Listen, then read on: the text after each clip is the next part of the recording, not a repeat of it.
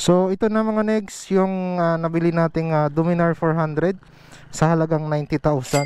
So what's up mga negs, it's me Negroy Moto. So ayan, ngayon lang tayo ulit nakapag-vlog.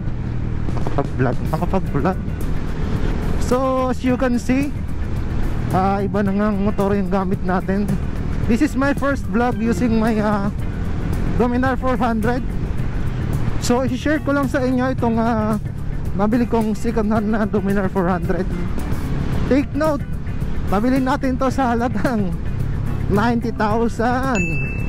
Yan, logi ka pa ba dito?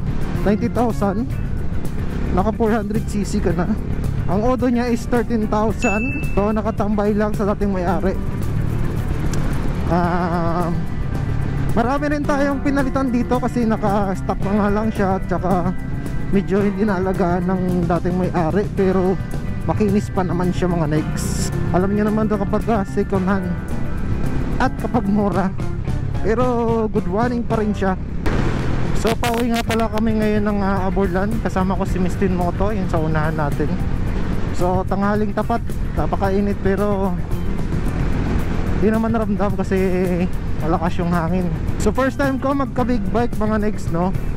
So as a first time nagka big bike, happy naman ako dito sa aking nabiling Dominar 400 kasi kasi andun na rin yung kanyang power, tsaka hindi siya ganun kalakas sa gas. Dito kasi sa amin sa Palawan, kahit naka mid bike ka lang or 400cc, enjoy mo na kasi hindi naman ganun kahaba yung kalsada dito.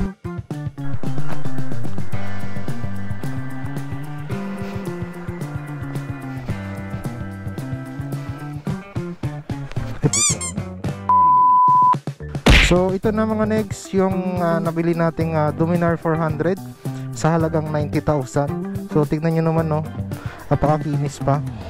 So wala nga lang siyang muffler. May nabili na rin tayong muffler. So papagawan na lang natin siya ng full system na elbow. And schedule lang natin.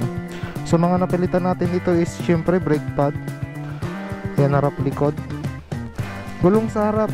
Yan, siniyos yung gamit natin. Sa likod wala pa kasi medyo makapal pa rin naman. So syempre sprocket set. Yan. So DID chain yung ginamit natin dito.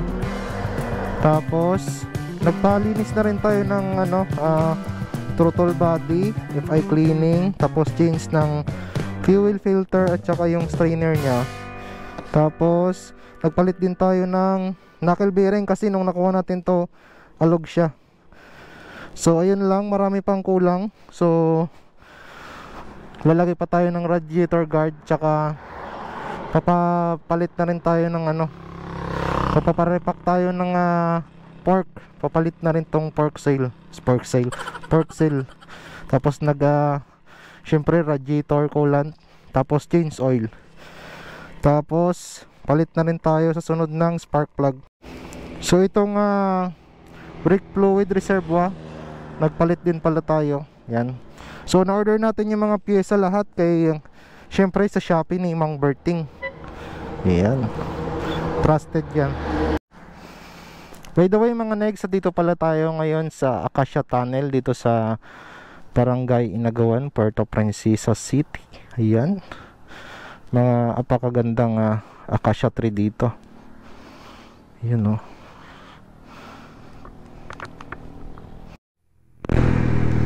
Ang problem ko lang dito sa Dominar 400 mga negs, ang na-observe ko lang sa kanya is masyado siya ma-vibrate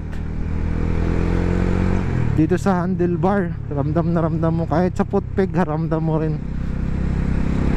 Pero tolerable naman yung vibration nya. Doon kasi sa Gixxer 155 natin, hindi siya ma-vibrate. Siguro kaya siya ma-vibrate dala ng 400cc siya, tapos single cylinder.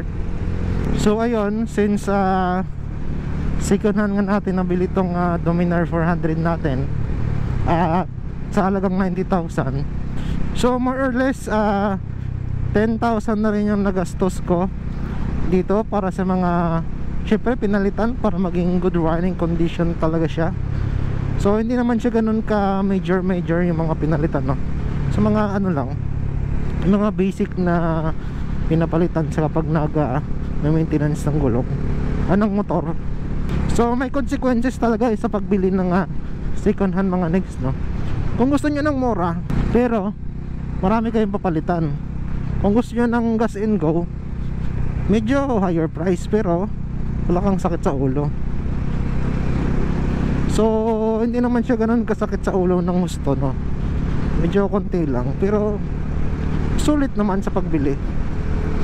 So ayun lang mga next, just for sharing my boat. Share ko lang sa inyo yung nabili kong Dominar 400.